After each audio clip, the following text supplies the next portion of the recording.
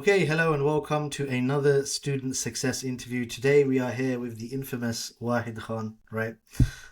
He has been a student for how long? So since October 24. October 2024. And he's been learning with us for a good few months, and then he found his role, and he's been in a role for a good few months as well. And we're going to talk about how much he's earning, what kind of thing he's closing, and what his experience was like as well. So I like to do it chronologically, Wahid. So let's start off with the first thing, which is why did you get into high ticket sales? Yeah, so funnily enough, sales is something that I always admired from afar, right? One of the things that had always piqued my interest is the fact that you can earn as good as you are, right? So your typical 9 to 5 jobs, whatever it may be, you're capped on your earnings, right? You don't Mm. get paid based on your performance.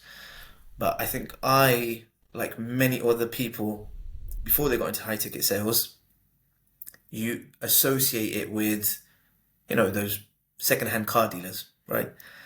Weaving and dealing and just lying through their teeth. But alhamdulillah, when obviously I come across you and I realize you transitioned from pharmacy to high ticket sales, and given the fact that, I knew you beforehand from university, you were the ISOC imam, the leader, um, I was like, hold on, there's a bit of an identity crisis here. How can you be that person and go into sales? So that's when obviously I reached out to you, I spoke to you, and yeah, you opened my eyes to exactly what it is. It's completely different to what I thought it was. And now that I've been in the space, it's just verified it. And I can say without doubt, it's an actual skill. It's an art. And it's not even about sales anymore. It's about changing lives, like genuinely. And I think that was one of the things you used to say when I initially joined. Like you want to detach yourself from a sale and you want to think about helping people. And at the beginning, it's difficult because you're like, well, it's still sale. Like I want to close deals.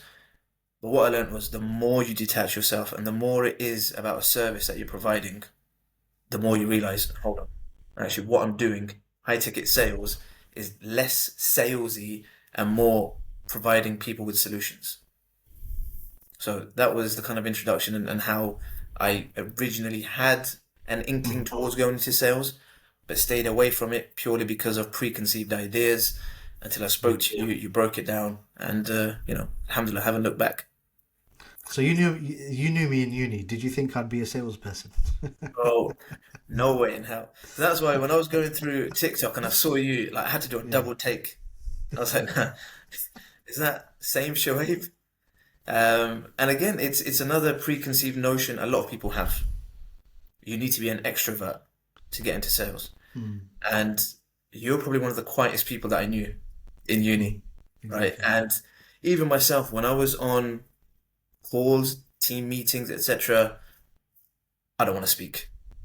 Right? Everybody else can deal with that. I don't want any heat on me. I don't want the limelight on me. And so again, that also fed into the fact that I thought sales is something I'd like to do, but it's probably not for somebody like me. Mm. But again, until you find out what it is that you're doing and you get exposed to it, you realize actually the introverts, the ones who can listen and really pay attention to the customer's needs and pain points, are the ones that actually excel. Mm. Good, good, good. So that's quite an interesting insight to have, particularly as we knew each other for a good few years. So, what was you doing before sales then? What kind of career path was you pursuing, and how much was that earning you?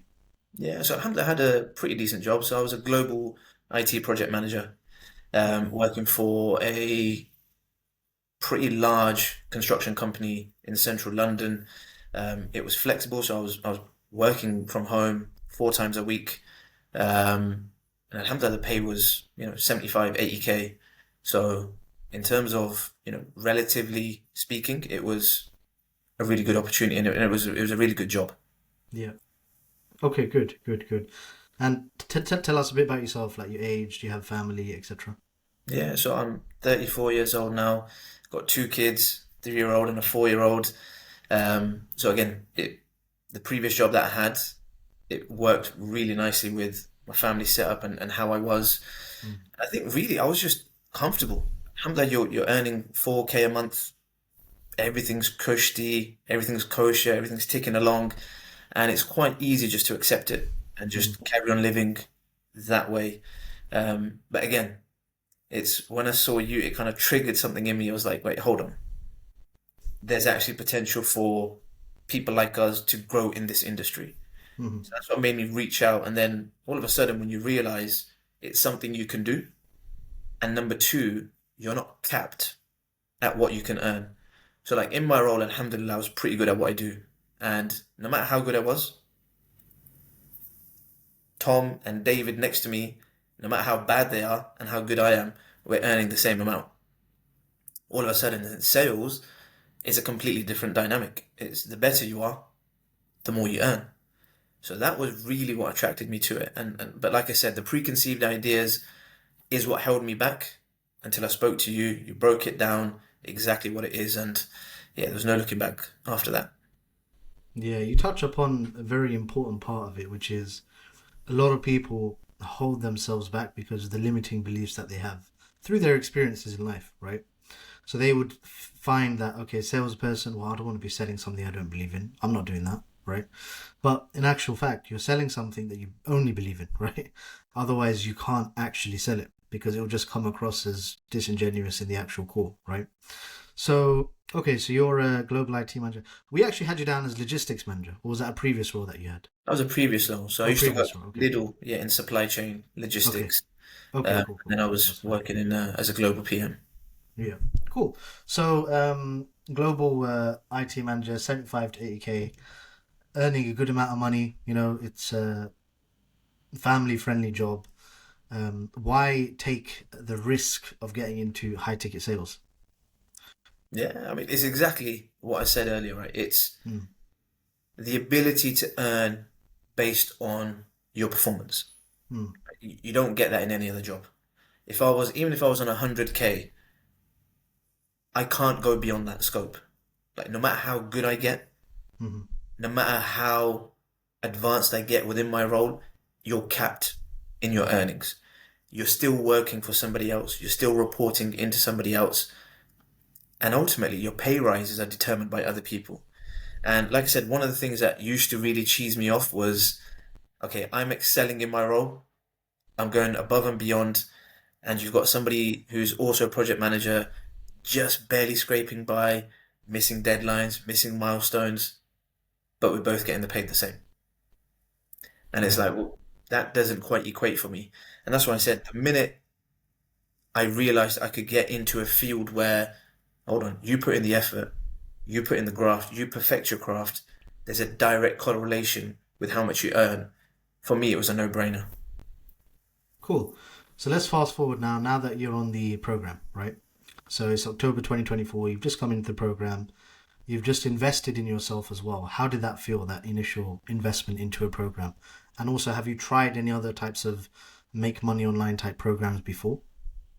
So I've done a few DIY programs, right? So basically, I've tried it myself. Mm, Clothing brand, drop shipping, tried a couple of the standard ones everybody does, right? You mm, make your way through, and yeah, it didn't quite work for me. A large part of that potentially is not having a mentor, not having somebody who can guide you through the area or the service that you're looking to tap into. And again, when I spoke to you, it was when you introduced what high ticket sales actually was. The whole concept was very appealing to me because, as I said, what I understood previously sales to be was, you're witty with your words. It's by hook and crook we're going to get a sale. And all of a sudden, when you realize, well, it's got absolutely nothing to do with that. It's about understanding people, understanding their pains, offering them a way out of their current situation into a position which allows them to, provide for their family, get themselves in a better mental state. And all of those, it's quite empowering, right? Being a high ticket closer. Um, so yeah, the minute it was understanding what it was I was going to be going into, I think it made it a lot easier to put the investment into myself. And again, having had the previous failures, if you like, it made me slightly more inclined to having a mentor, having somebody who can take me through and basically providing you a shortcut, right? Instead of trial and error, how about this is what works, follow this. And it just made sense. But again, putting in the money, it's always squeaky bum time, as they call it, right? You don't really want to pull the trigger. Um, but again, you ask yourself the question, right? Is it something you want to do? Yes. Does the service that you're looking at look like it can help you? Yes. Well, then what's stopping you? Right? And at that time, it was just the fact that I'm comfortable. And again, it was just a case of, okay, do you want to stay, carry on being comfortable, working for somebody else, staying in the situation that you're in? Do you want to put yourself in a slightly uncomfortable situation where the potential is limitless? And eventually it was the latter option, and alhamdulillah, that's what I can say. Be- be- That's beautifully put. Beautifully put. Okay, cool. So the next question I have then is: you've come into the program. Um, what were the major breakthroughs you had in the program? I know obviously you've spoken about how your perception of high ticket sales changed, and that's why you got into it. But in the actual program, learning the Sovereign Trinity, Genesis principle, which is mindset, DR sales principle, which is sales, Sovereign magnetism principle, how to attract offers. What stood out for you? Yeah, so I think one of the things that was really interesting is like some of the key terminologies that you labeled, right? If you were to replace that terminology with Islamic principles, it still makes sense. I think that was what really pulled me towards it, which is you've got, scripts, word tracks, physical skills, but there's a hidden element to sales, right? It's beyond that. It's you as a person, the character that you'll often hear people say, the energy that you bring. And, we can quite easily replace that with the barakah that you bring, right? It's what are you doing outside of the physical call that enables you to become a better person and a better closer. So it was really interesting. And again, it made a lot of sense to me, the fact that these principles, they build around you as a person. So what I probably wasn't expecting is to come into a course about high ticket closing, which actually put emphasis on me getting better, right? Having your routine. Are you doing what you need to be doing? And are you doing the things that you encourage other people to do? You know, taking a step forward, backing yourself, believing yourself, putting yourself in a mental frame where, you attract goodness, right? You are doing the things behind the scenes which attracts, in our terminology, barakah, right? So it was amazing to see how the two things are interlinked. And again, your course takes you through that in quite a bit of detail in terms of how it's not just the physical call that you need to concentrate on, it's you as a person, because that emanates within the calls and it emanates within your closing rates and the way you perform on calls. Absolutely, absolutely. And for those who don't know what baraka means, because we have a mixed audience as well, it basically just means blessings, right? God's blessings whenever you're doing a certain thing, right? So, okay, that's good. That's good. So, how long did it take you to get a role? So I joined in October, and December was when I landed my first role. So again, caveat being here, I had zero sales experience before that. Right, I came in fresh, global IT project manager. Um, Took the first step, getting on course, going through the mindset programs, and then I think one of the things that really helped was just the role plays, right? And you used to put a lot of emphasis on that. So I used to keep wanting to push and say, right, come on, put me through. And you were like, look, just concentrate on role plays, perfect your craft. Um, and again, having a community where everybody's helping one another, everybody's chipping in and jumping on sales calls, we're working on each other, giving that feedback. It's a brilliant way to kind of perfect your skills. And then obviously you have the master test, which is with yourself, where I always say that's where the gems were, right? Because you've got the mindset, you've got the kind of additional activities you need to do outside of sales, then you've got the actual sales skills.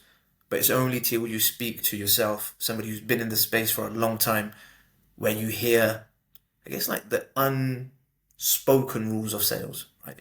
It's how do you present yourself? How do you detach yourself from a sales? How do you slow down when you speak, right? And how do you put the onus back on the customer, right? Again, we're here to provide a service. Like, there's no pressure on me making a sale. It's I'm trying to help you out of your situation.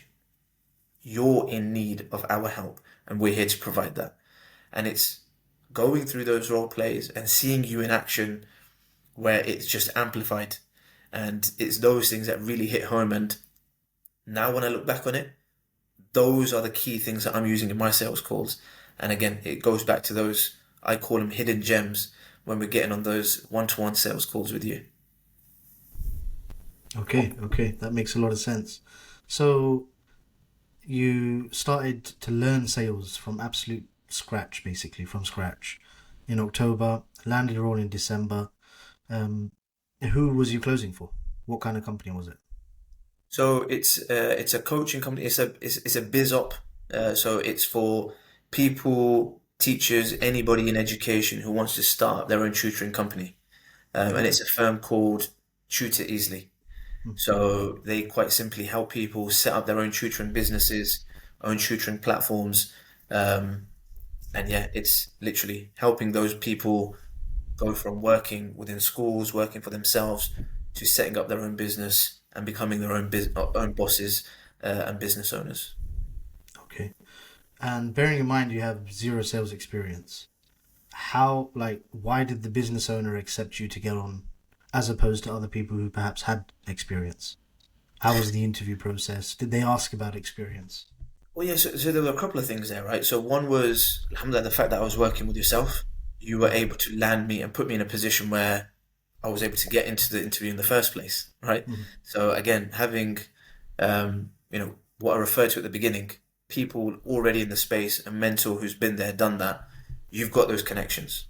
Yeah. So alhamdulillah, I was able to leverage your connections, get onto an interview, and the interview itself, again, although there was no sales experience directly, you and the team helped me position myself, right? Because in every day-to-day activities and whatever job you're doing, there's an element of sales, right? And if you can present that the way you taught me to present it in front of businesses, in front of companies, one thing a lot of people might not know is just how accepting a lot of these businesses are, right? If you can show the right attitude and you show certain skills, the experience will come, right? And it's one of the things that I always used to say when I was a project manager, right? Just because somebody's got experience doesn't mean anything. What it means that they've done it before. It doesn't show if they've done it well, doesn't show the skills that they have. You could have somebody who's got less experience but is more adept to the role that you're recruiting for. And it's the same thing with sales. If Mm. you can put across a certain level of capacity and able to demonstrate what it is you can do on a call, and more importantly, show them that you're willing to be coachable and learn their ways, they're more than happy to take you on board and give you that training. Absolutely, absolutely. And this is exactly, just for the viewers, this is exactly what we teach, right? Even if you have zero sales experience, we teach you how to position yourself in such a way where you would become an asset to that business. And we teach you how to communicate that to the business owner. And in such a way where they don't even ask you, like, oh, do you have experience? How much have you closed? And all this stuff, right? um, just through the way that you're questioning them, the way you show up to the interview. So that's very, very important, because a lot of people, they kind of shoot themselves in the foot, say, I don't want to get into this, I probably won't get a job because I don't have experience, right? Maybe that might be true in every other realm, but in high ticket sales, you can be like, why, right? So, just okay, yeah, just go for it, go add for it. just to add to that, I Mm, remember one bit of advice you gave me, right, yeah, which was we're going to close the deal, right? So again, the same principles that we've been learning and practicing, the business is in need, right? They're in need, and I can yes. provide that solution. So I'm not going into that interview thinking, oh, I need to close this because I need it. I'm going in there thinking, well, you can't grow your business. But if I join, you're far more likely to grow it. So Mm.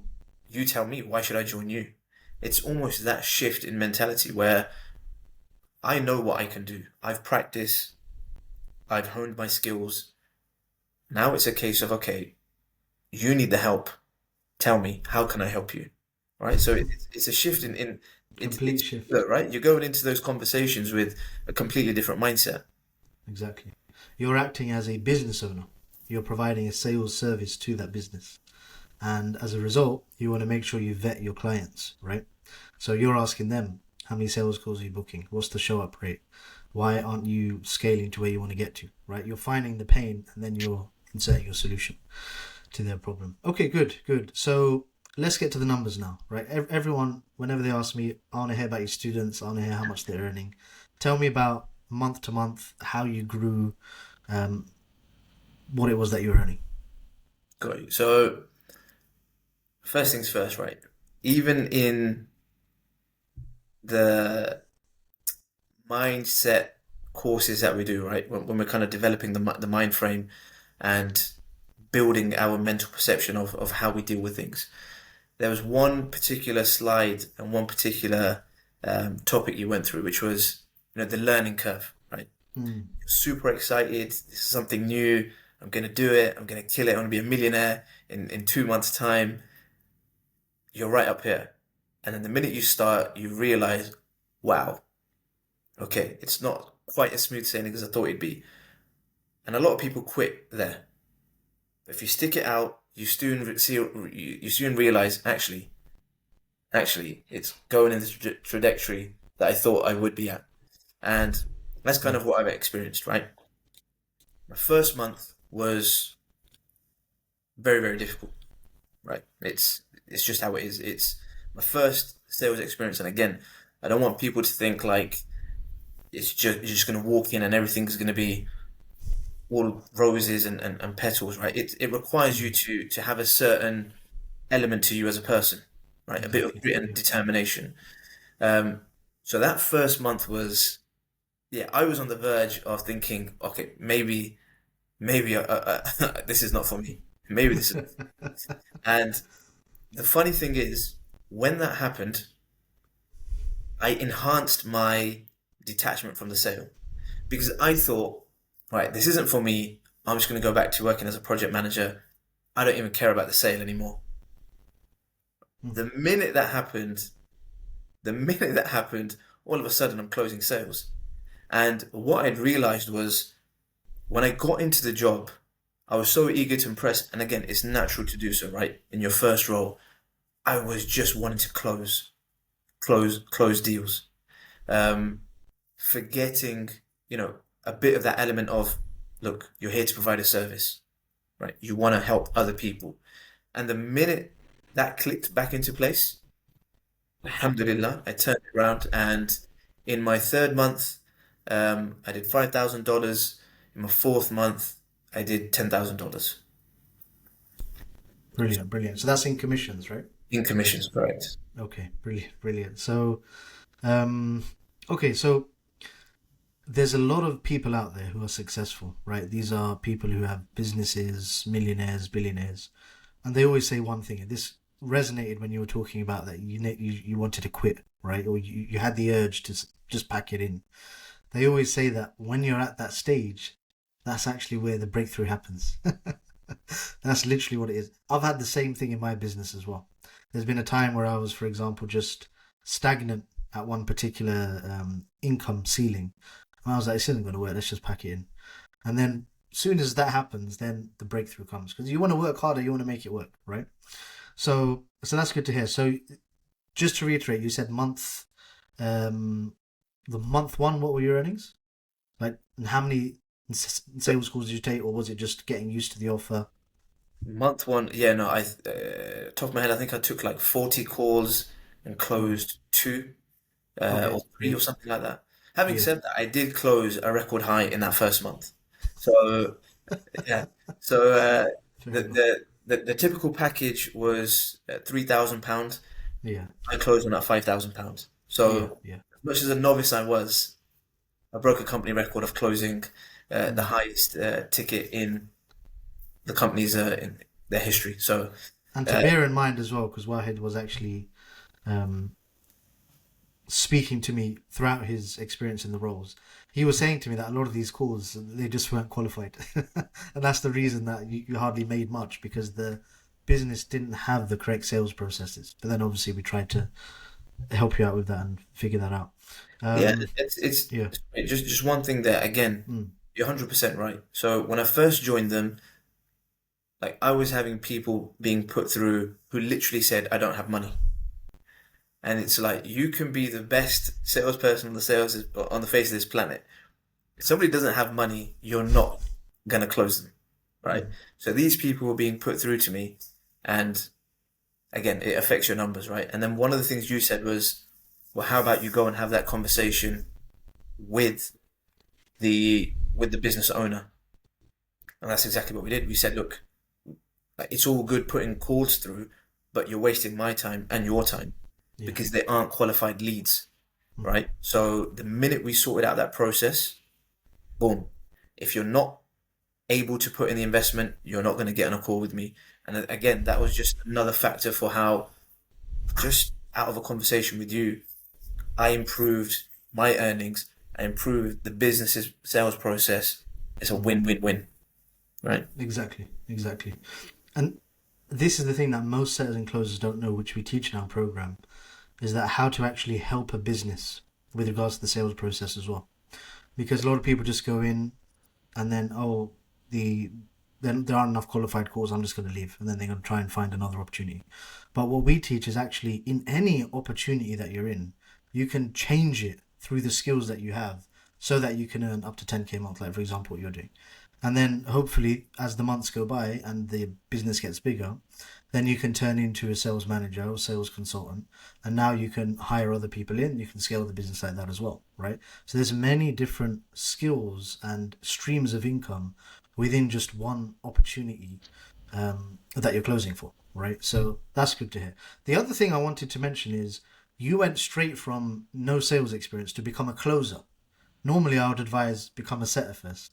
So how did that kind of happen? Yeah, I don't know. I don't know. I mean, it was literally, I guess, because I took the roles plays really seriously. Like every day I'd be on the group saying, "Who's ready? Who's Yeah. ready? Let's jump on calls." And again, because of the team, you've got Shabana there who helps you with the role plays and really getting through and understanding the setting part Mm. of the sales process. Because I worked with her pretty well, she was happy with the progress that I made in pretty quick time. You then get put through to kind of training on the closing aspect of things, and again, that's where I had a lot more of the one-to-one calls with yourself. And then ultimately, it's a case of if you're ready and you're confident, then why not take that step? And again, that's probably a lot of that's probably to do with the individual themselves, right? Again, yeah, the natural process probably is you go into setting, develop yourself, get comfortable with the sales environment, and then go into closing. But it's also true the other way, right? If you feel like you've developed yourself enough, if Shoaib's given you the thumb of approval, then there's no reason why you can't go and leverage those skills and get a closing job straight off the bat. Absolutely. And we've had quite a lot of people go from complete novices in sales to becoming a closer straight away. So if you're wondering, am I going to become a setter closer? You can become a setter closer. But as Wahid said, you need to be very well drilled with the skills before anyone takes you seriously, right? So, okay, that's good. So basically, in your first role, um, you hit 5K a month after 2 months, and then after 4 months, you hit 10K a month, right? Correct. Cool. Okay, so what are you still in your job, or were you able to quit your job? What's the situation with that?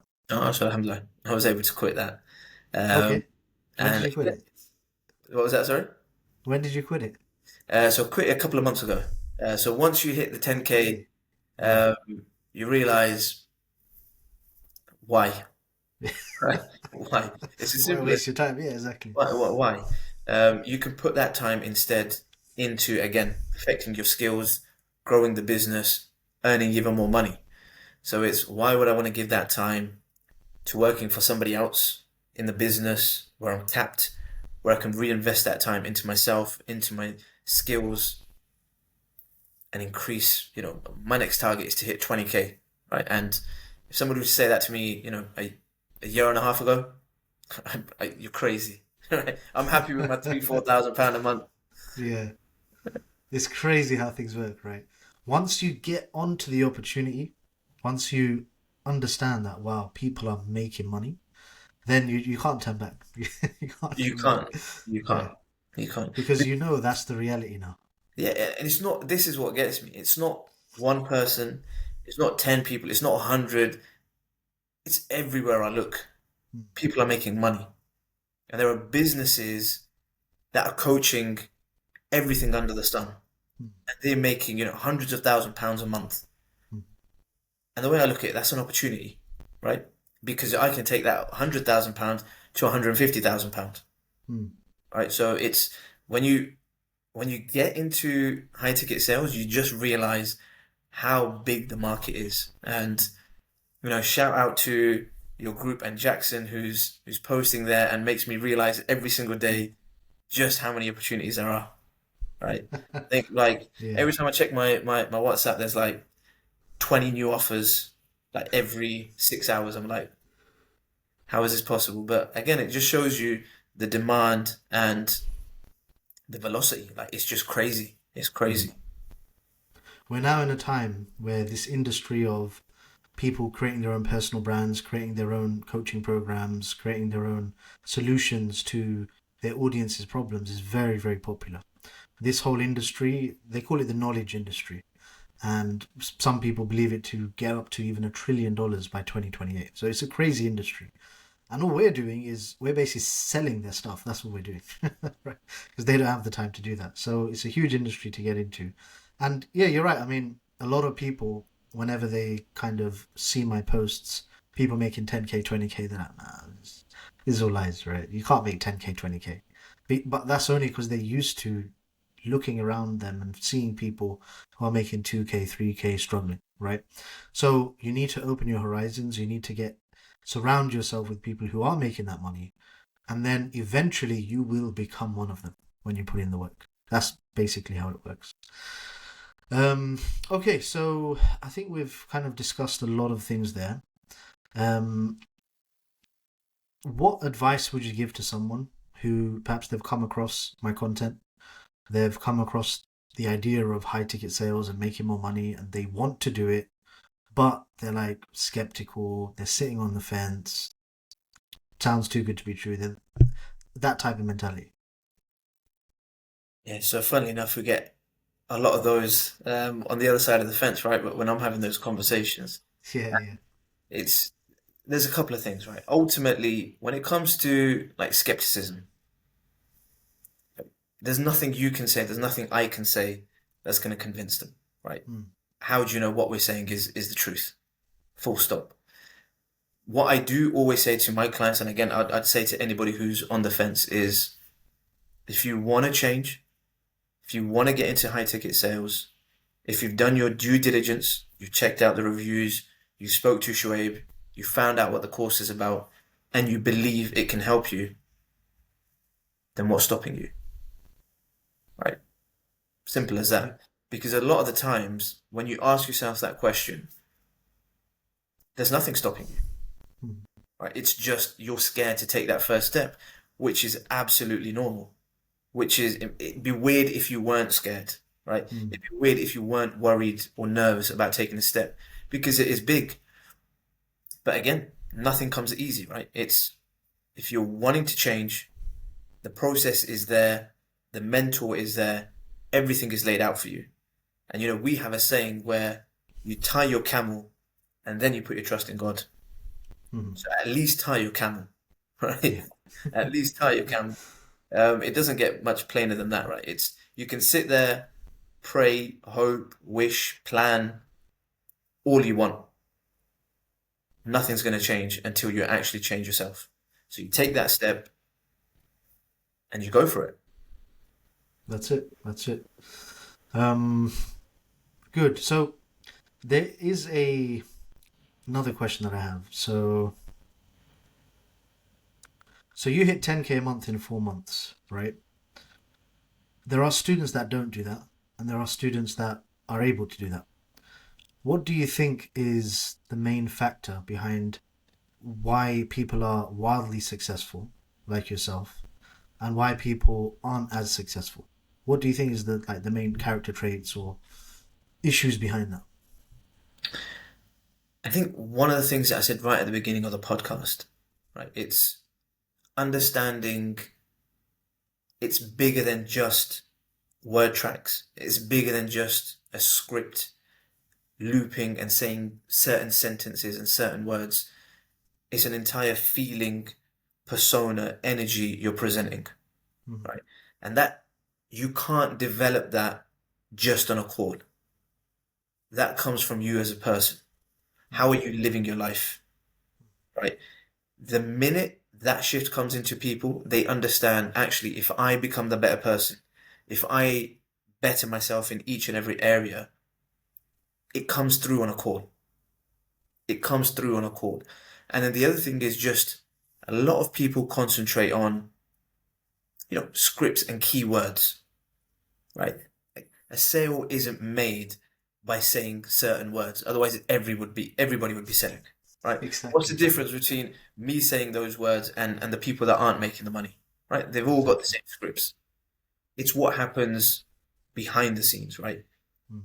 Having the ability and the confidence to pause, to ask the question. When they put it on you, oh, well, why should I even do it? You tell me, why should you do it? Right? Mm. And having that composure and having the ability to understand your position only comes when you've had that mastery of yourself, Mm. when you're on the journey to mastering yourself. And again, what a lot of what you taught was around you as a person, how to develop yourself, your mindset, how you're bringing that energy onto a call. So I think that's probably the number one area I've seen, a lot of differences between high performing and low performing sales professionals. It's Mm. putting the energy into the wrong things, Mm. right? And again, a lot of that could be because they don't have a mentor, they don't have somebody who's been there, done that. And like, if I didn't have those calls with you, I probably would have missed it, right? Because it's not something you automatically assume is part of becoming a good high ticket closer. But it's now when I look at it, I've been in the space, I've experienced it. I'm like, yeah, those are the key skills you want to hone in from the get go. So, alhamdulillah, it pays to have somebody that can point you in the right direction. And there's this one saying, right? Go slow to go fast, right? So it happens on sales calls and it happens in life, right? So getting a mentor, putting in the hours, people think, I just want to get onto a job, right? You want to go slow, perfect that skill, and you go fast because when you hit that first job, you'll be making 10, 15, 20K versus the one who's trying to speed through everything, gets on one offer, makes 2K, onto the next one, 2K, 3K, something's not happening. If you took the same time period from both of those characters, the one who slowed down to speed up, all of a sudden made so much more money. So again, it's something that is a life lesson for us as high ticket closers outside of the call as well as inside the call, right? When you're speaking to a prospect, you don't want to rush through their pains and assume things. You want to get to the bottom of what it actually is. So you slow down the call and it speeds up the end because all of a sudden, when you're offering them the service, there's no objections, there's no issues, right? They want to take on that service. And again, if you're speeding through that call, when you come to trying to close a deal, oh, well, I've got this objection, I've got to ask my wife, I'm not sure, are you sure this is right for me? I don't have the time. And it's like, well, if you took the time at the beginning of the call, you wouldn't have these issues at the end of the call. Um, so yeah, they're my 2 cents. Exactly, exactly. No, that's a very powerful lesson. Very powerful lesson. And it's amazing to see how far you've come in your skills as well. So, and guys, this is the reason he's been able to, you know, initially double his income every month. It's because he's putting in time to learn the skills. He's putting in time to better himself, right? He's not just being complacent. Because the issue is once you're complacent, you're actually just falling behind. There's no such thing as standing still in life. You're just always falling behind if you're complacent. So you always gotta keep working on yourself. So could you describe to me a typical day in the life of you as a closer now that you're not working your job? How many calls do you have booked in for yourself? How much time do you have for training? All that kind of stuff. Yeah, so really and truly, the way my calendar works at the moment is every week I open up the times I can take calls. So like typically Tuesdays, Wednesdays, Fridays, I know I'm taking my kids to school, so I'll lock off the mornings, have a bit of time to myself, and then I open up my calendar and I'll know up until 8 p.m. I can take calls. So quite literally, I'll open up my diary. And again, if I've got like paddle, I've started playing paddle recently. If I've got paddle that I've got booked in at 6 p.m., I'll lock off, 2 hours for paddle and then open up my diary around it. So really, it gives you like unbelievable amount of flexibility, right? Because the business is booking in calls based on your availability, based on your schedule and your calendar. And of course, you're in charge of your calendar. And then the caveat to that is, of course, you don't want to take the mick and just work 2, 3 hours a day. If you want to make money, you put in the effort. And you have those conversations with the business owner. And, if it's a busy period, you try making yourself available for as much as possible. When it's quiet, you then kind of help them. You see, are there any leads that I can start trying to generate for the business? Anybody who wanted to book a call which didn't. And again, you utilize your time to kind of grow and expand the business. So that's kind of typically what your scheduling looks like, right? You're in complete control of that. And then in terms of training, again, a lot of it comes down to yourself. I typically book off, like an hour slot every day or every other day, depending on how busy we are, just to make sure I'm going over the principles and I'm learning new things about, how to have deeper conversations with your prospects. Okay, very good, very good, very insightful. Um, so what are your plans now then? So you've hit 10K a month. What's next for yourself? Yeah, 20K. 20K. Okay. Yeah. How do So, you plan to get there? so I've again had some really good conversations with the business owner. And again, it's one of those things, right? Once they see the results you bring, they back you even more, right? Yeah. It's like, okay, if you could take me from 15,000 to 60,000, I believe you could take me to 100,000. I believe you could take me to 150,000. So again, it's having those conversations. And if you're both in alignment with the direction that you want to go in, then you continue and you work together to make that happen. Um, and obviously, just speaking uh, from a more general perspective, as I touched on earlier, your group is pinging out like 50 jobs a day, 15,000 to 20,000 OTE jobs, so earning potential jobs, right? So if it's not going to work here, I'm at a position now where I've got the experience, I've built up my skills, and I've got hard proof now. So now Mhm. going into the next conversation, I've got the mentality that, okay, I managed to get a job without experience. There's no way I'm not going to get a job with experience. So Exactly. that's Good, exactly good, what it good. is. So within the space of 4 months of you being in this industry and being with a company, knowing that you had no sales experience before, how much in total sales revenue have you generated for the business that you've been working with in total? Got me there. Let me have a quick look here now.